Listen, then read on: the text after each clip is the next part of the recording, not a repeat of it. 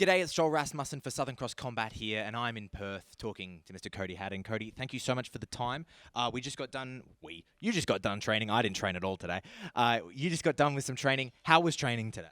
Yeah, good, great, feeling good. Obviously, diet has changed a little bit. We're looking at starting to, drop the weight and make the weight cut easy. So, but yeah, energy is still really high. I feel really good, and yeah, can't wait to just get this weigh-in over with and then be able to get in there and fight. It's crazy because when you're fighting, it's like you kind of got two battles. First is like making weight, and then secondly, it's fighting. You make weight, and you're like, yes, I made weight, and then you're like, shit, I'm fighting tomorrow. Oh, you get all nervous. So, I still know I'm fighting, but my focus now is just like at this point, you're not going to get much better. It's a matter of just like staying healthy and sharpening the tools, staying loose, and just getting a sweat on to drop the weight a little bit, and then yeah, it should be all good. But yeah, feeling good. I'm glad to hear that. What changes have you done between now and then? Not now and then, but between your last fights with the weight aspect and now? And was making weight anything you ever kind of struggled with? No, I don't struggle to make bantam at all.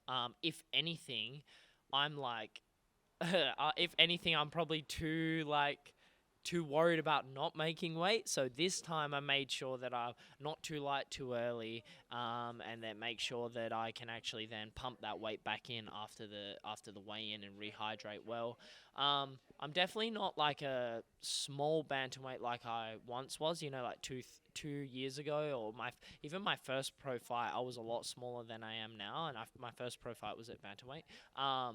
But yeah, I'm a lot bigger now, and I've just made sure to like keep some of that weight on so that I can obviously put it back on after the weigh-in. Sorry. But yeah, so I haven't really changed much. It's always been quite easy for me to make, but not easy, but it's just I'm very structured and professional in my approach. I don't cut any corners, and I don't leave anything to chance. So I'm super regimented with like my eating schedule and stuff like that. It's never been like a big issue making bantamweight as long as I do everything right, which I always do. So yeah. So you are the Hex interim bantamweight champion, and last time you and I spoke to each other was at the press conference before you held that title. And I asked you a question at the press conference about how does it feel. You've spoken before about the feelings you got before your first pro fight, this feeling of like building to this moment, and about the interim title, you said it didn't feel like much because it wasn't the undisputed title. Now to be in the position where you're fighting for the undisputed title, how does it feel? Feels the same, to be honest. Yeah, I mean, at the end of the day, it is just a fight, and they're all the same, to be honest. Yes, there's an extra 2 rounds, but I mean, like, there was an extra 2 rounds with the Raja fight for the interim belt. But yeah, I just feel like I just honestly believe that this is my time and this is my year, and I got to get a move on. I'm 25 now, and like, to be honest, I would have liked to be in the UFC or any other bigger promotion like earlier, because I feel like my best years are now. So I just feel like I'm in the right place at the right time, and everything happens for a reason. And I just want to have an active year this year, So I'm not really I'm not looking past this fight at all, but I just feel like this year is going to be a good year for me, and just take them one at a time. But to be honest, it doesn't seem any different from like the other fights that I've had. I just feel like I'm in the right place at the right time, and like I said, everything happens for a reason, and I feel like I'm just kind of running with that, to be honest. I just believe in my skill set, and I just feel like it's my time, So yeah. Talking about that and talking about changing up the diet with the weight, and then talking about coming into, you said you want to have an active year. Last time you were meant to fight, unfortunately it didn't happen. You were meant to fight for the undisputed title. I wanted to ask, how have you been since then? Like, how is the health? How is everything? Health's way better, like much better than it was. Obviously, towards the end of last year, from August when the fight was scheduled, I was very ill with glandular fever. Um, it's kind of like glandular fever is kind of a way of your body telling you to just chill out, like stop pushing yourself so hard. And obviously I had to listen. So, and I did. I chilled out for from August or even before the fight date. um, till December, and then I only got back into like combat style training, like as in MMA stuff, this year. And then pretty much when I came back, I Hex were wondering if I wanted to fight on this date coming up, and I just said, look, give me 2 weeks, let me have a bit of time to see how my body's holds up since being like quite ill.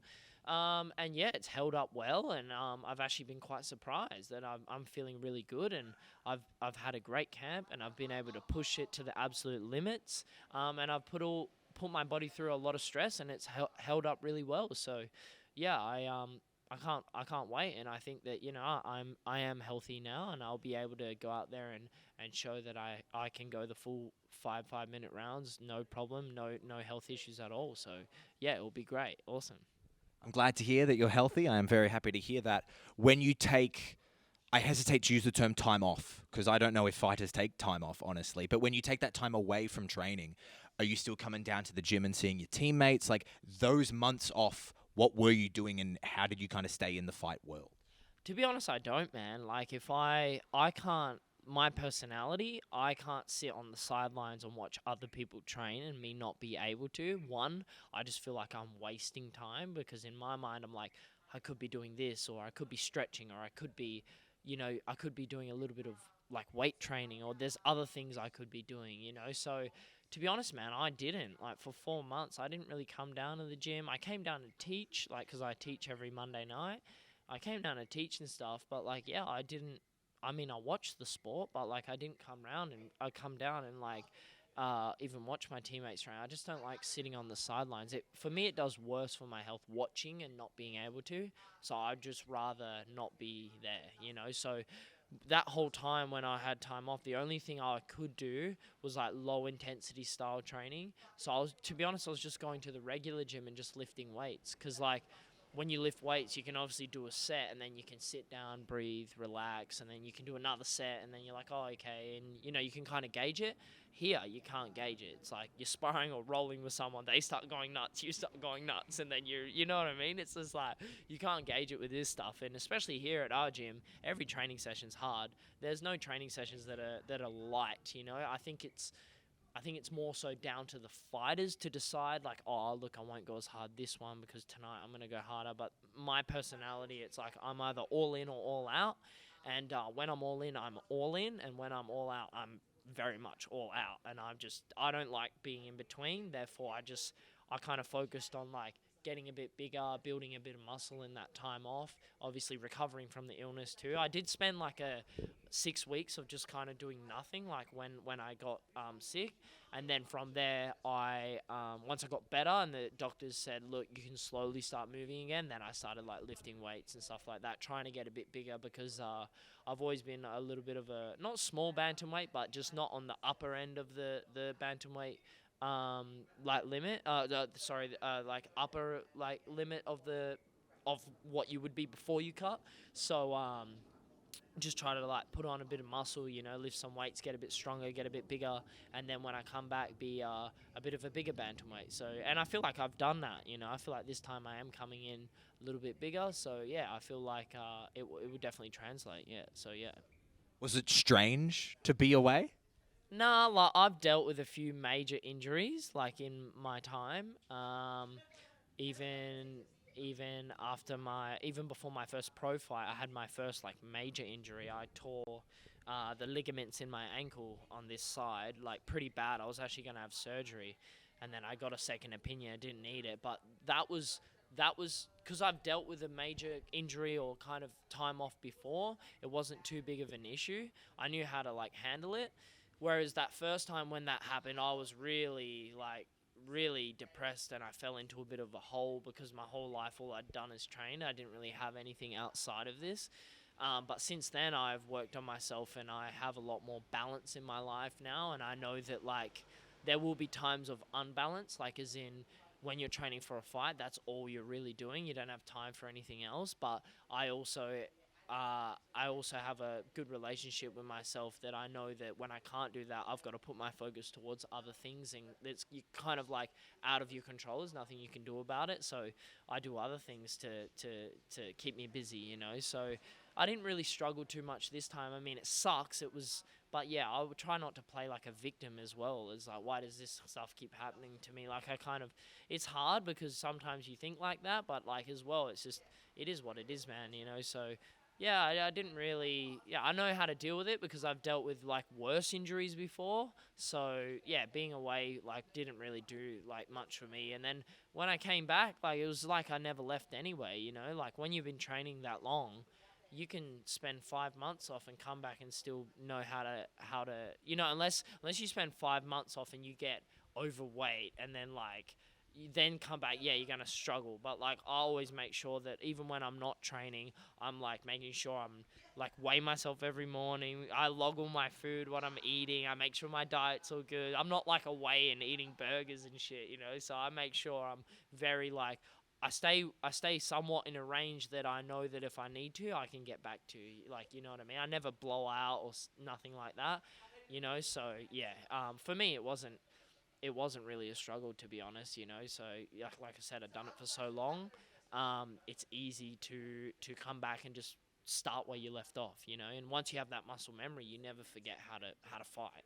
So been fighting for a long time, so yeah, it was easy. Like I remember my coach saying when I came back the first session, we did some rolling, and he was like, "Fuck, it's like you never left. What the fuck?" So that's just it. When you've been doing it that long, it's just you never forget it. So yeah. I know you just said you weren't off eating burgers. However, I did want to ask you about. I don't have all the details. There was like a Cody Haddon burger at a local. Could you explain what that was and kind of how that came to be? Yeah, so I wasn't eating burgers, but yes, every now and then I do eat a burger. I am human, so I'm not like so strict that I won't do that. I'll just make sure it works. So if I eat a burger, I make sure the rest of the day's a bit lighter so I can count it, so I can fit it in. Anyway, so the burger, there's a place we always go to when we fight, after we fight, called Royale's here, and it's like a bit of a burger chain here in Perth. They have great burgers, and for years, like whenever I've wanted a burger, like I'll always go there. It's just like like it's just shits on all the other fast foody type stuff. It's just real like intimate gourmet, like supporting a local business, and they're next level. So after a fight, we actually always go there for like a not an after party, but it's just like an after dinner, I guess. We all go there, get burgers, and we all celebrate together. So they were doing something like a charity burger, and then they were just like, because obviously one of the owners actually trains here, so I know him through that, and obviously I've been to Royales many times, so I know the guys who own the company, and they just said, "Cody, would you like to do like a celebrity burger?" And I was like, yes, I've been wanting to make a burger at this place for so long. So I made a chicken burger with like chipotle sauce because it was like my favorite, yeah. But yeah, and it was wicked, man. I went there and had it, and yeah, it was awesome. So yeah, and a lot of people also had it, and then like with certain amount of sales they donated so much money to like men's mental health, one of the organizations on men's health online, just on like I'm a big advocate for men's mental health, and how important like speaking up, but not only speaking up, but like getting help from people, and then actually also just becoming like sorting out your issues, which a lot of people run away from, or just stuff like that. So yeah, I'm big, and I've gone through a bit of hardship in my life, so I've got a few like mental health issues myself, and I'm sure most people do, especially men in general, because as a man, it's like you're sometimes a lot of things are expected of you, and stuff like this. So you have to, you have to live up to that. So it's just like how the conversations you have with yourself and stuff like that, can change so much, and how you view yourself and just your perspective in general can give you clarity. So when they asked me, I was super keen to jump on board because one, like I would love to be able to create a burger at the place, which I then did, and then two was being able to like also put it towards something that's very like dear to me, so like mental health in general. that I've like spent a bit of time working on myself in general in that space. So I would like to encourage other people to also be able to do that. And by raising some money for this like non-profit organization, they offer like free calls. You can call up, talk to people over the phone and stuff like that, all like free of charge and stuff like that. So it was a good cause, and I'm glad I was a part of it. Yeah. Fantastic cause, and I do apologize for bringing up food while you were so close to a fight.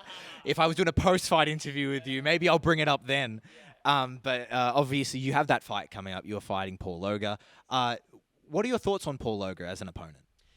I like Paul, man, and he's a gamer. Like, he's been around for a long time, and he has fought the best of the best, and his only losses come from the guys who have gone on to do bigger things. You know, Urseg, he's fought Shannon Ross, and Shannon Ross is in the UFC and stuff like that, and a couple other guys as well who are kind of at the top.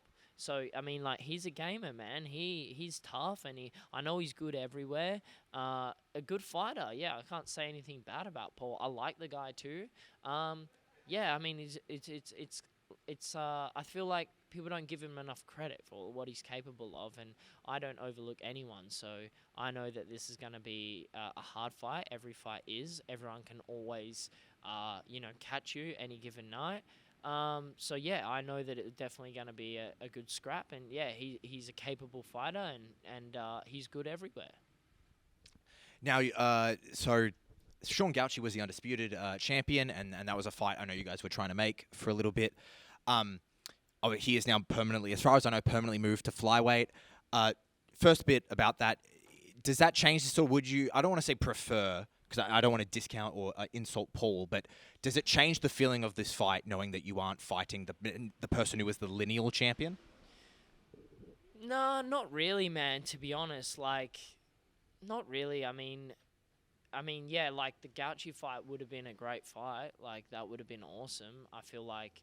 But like any fight, at the end of the day, when you're in there, it's all the same shit, It's like, no, not really. It doesn't feel any different. It's obviously, obviously it's different in the regard of like the opponent's different. So you gotta kind of be aware of other things and stuff like that, and what they like to do, and this and that, and but ideally, like, I've stopped kind of game planning for people. Like, I just try to be better everywhere. Like, so wherever the fight goes, I'm not really worried. Just have an answer everywhere it goes, So therefore, having that mindset kind of takes the edge off the opponent, because it's not about the opponent. It's not about what he's going to do. It's about what I'm going to do, So no, it doesn't feel any different. I mean, the Gauchi fight would have been insane. But even this fight's going to be insane too. So it doesn't make any difference. Yeah. And you were fighting for the vacant undisputed title, but if you look at the poster, you were the gentleman on the poster who was holding a belt. Now that there is no undisputed champion, do you kind of feel like the champion of this division? Could you, in a way, feel this is a title defense? I don't know. Like, I've kind of thought about that, because people have asked me, like, so are you the champ now? And I'm like, I actually don't know. Like, I really don't know if I am. But then it's like, then people are like, no, he's fighting for the belt. So I'm like, okay, so I'm not the champ. So, I don't know. In my mind, I'm just like, it's just kind of another fight. I haven't really even thought about, like, the belt, man, because, like, I guess I don't see myself as the champion yet, because it's not the unified belt. But also, being the interim champ, I know that, like, I'm always going to be, like, the next in line until there is you know what I mean? And or it's like, until there is a unification bout, which is happening now.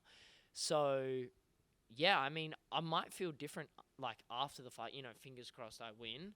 And then after the fight, I might feel a bit different. I might be like, wow, now I'm actually champ. Because, after Raja was like, I was the interim champ, but then Gauchi was still around. It was kind of like, this is cool, but this isn't the real one, But I guess this will be the real one. So for now, I'm still chasing. I'm still in that mindset of chasing.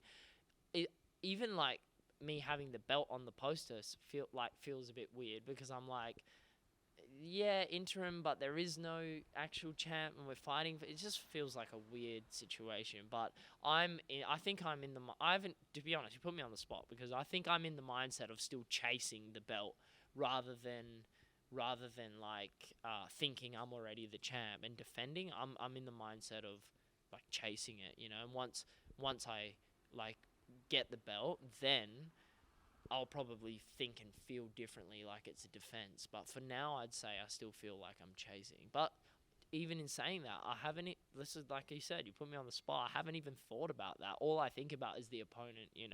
I don't think about belts, this and that. I just think about the opponent. It's like I got a job to do and I got an opponent to get through, and that's it. There's the belts and all of that is like it's cool because it gives people a reason to actually fight me.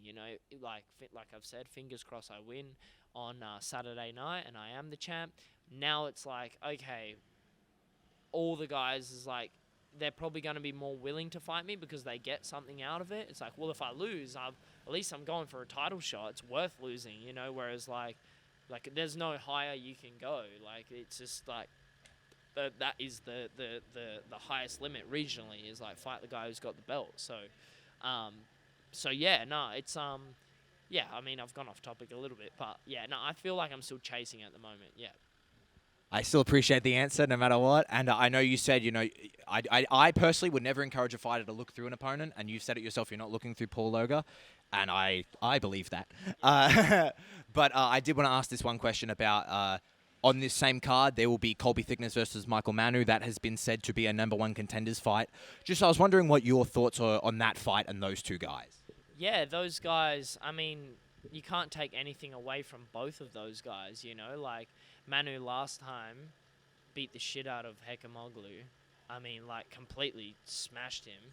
And then you got Colby, who's also looked very impressive in all of his other fights. So, I feel like those two guys fighting each other is, like, the perfect fight for him, Manu's been around a bit longer, had a few setbacks, and, like, Colby's coming up. And he's had his own injuries and setbacks. So I feel like, yeah, they are definitely the next two. Like the one of them will definitely be the next contender for the belt. Like I don't see how anyone could argue that. So yeah, that's a super exciting fight. I mean, when I'm training when I'm like warming up in the back, I won't be paying attention to any of that shit because I don't really care about what else is going on. When I'm out the back, I'm just focused on what I have to do. And then someone will probably put me on the spot after the fight and say, all right, well, you're going to fight whoever wins, is whether it's Colby or so-and-so, and then I'll have an answer and I'll have time to think about it then. But at the moment, like I said, it's really hard for me to think. I don't know how fighters do it, how they think about, this guy and then the next guy is like, man, you got a job to do. Like, all I think about when I'm fighting is that guy. I couldn't care less about anyone else. So, I mean, I'm excited for that fight from a fan point of view. I feel like that would be a cracker fight and they both deserve that fight. And then, yeah, I mean, I'm excited to see who wins and then, fingers crossed I win also, and then I'm excited to see what's next. But yeah, both of those guys, I would love to fight both of them. I feel like they're great fighters, and yeah, I think I match up well with both of them, so it will be a good fight. But yeah, for now, Paul is the target. I haven't really gone there and thought about them, but yeah, interesting, very interesting fight. I'd be keen to see what happens, and I would like to watch the fight back. Like, after I'm done the next day, actually go back and then watch their fight and see what happened. And I'm just interested from a fan point of view also. So, yeah, it'll probably be me putting you on the spot on Saturday, and I'm sure I'll ask you about it then. But if this Saturday, if you defeat Paul Loga, you go from being the chaser to the chased and become the undisputed champion. Do you feel that makes you the #1 bantamweight in the region? I think so. I think everyone knows it too, to be honest. Maybe I'm delusional because I'm a fighter, right? Everyone says that. But, yeah, I think I am the #1 bantamweight in the region. I really do. All these other guys up there, I think that, yeah, what gives me confidence is just what I've done with the last opponents I've fought and the caliber of opponents that I've fought. I mean, the last guy, Raja, you can't take anything away from that dude. Like, he's he's the guy that no one wants to fight in this country. Like, no one wants to fight that guy. It's a nightmare trying to match that guy up. Well, you got someone with his experience, 36 professional fights or whatever, only lost to the top guys, been around forever. No one would fight him, and then I stood up and said, yeah, I'll fight him because I needed a fight. And then to win so quickly like I did, I shocked myself. I honestly believed that fight was going to be a 5-minute round one, and I finished him that quickly. I shocked myself. I was completely shocked, and just based on that, and then what I've done to the other opponents, and I've obviously been in there with the likes of Steve Erceg, and then and it was a close fight, and then to see what he's gone and done in the UFC, he's doing damage over there in the UFC right now, and I think he's ranked. I don't know if he's ranked 10, 11, I don't know, or what he's ranked, but he's ranked up there. All these things give me confidence, you know what I mean? So to look at my resume and what I've been doing, I don't see how you would say that I'm not the number one bantamweight in the country with what I've done. There is obviously some other guys I need to get through too to prove that. But yeah, I truly believe I am the number one bantamweight in this country. And yeah, I mean, for me, I'm a true bantamweight. I'm not a flyweight. I'm not a featherweight. I'll be a bantamweight till the day I die. Like, that's, till I'm fighting, that is, till the day not the day I die, but you know what I mean. I'm going to be a bantamweight all the time. I'm never going to go to flyweight. I'm not going to go to featherweight. This is my true division. And yeah, I can sustain this for the next 10 years, at this weight. So that's not an issue for me. Therefore, I feel like I'm young enough and I've still got plenty of fighting in me. And yeah, I feel like I definitely am, the best bantamweight in this country. Cody Haddon, I thank you very much for the time. Thank you for talking to me today, and I will see you next week at the fights. Thank you. Appreciate it, mate. Thanks so much.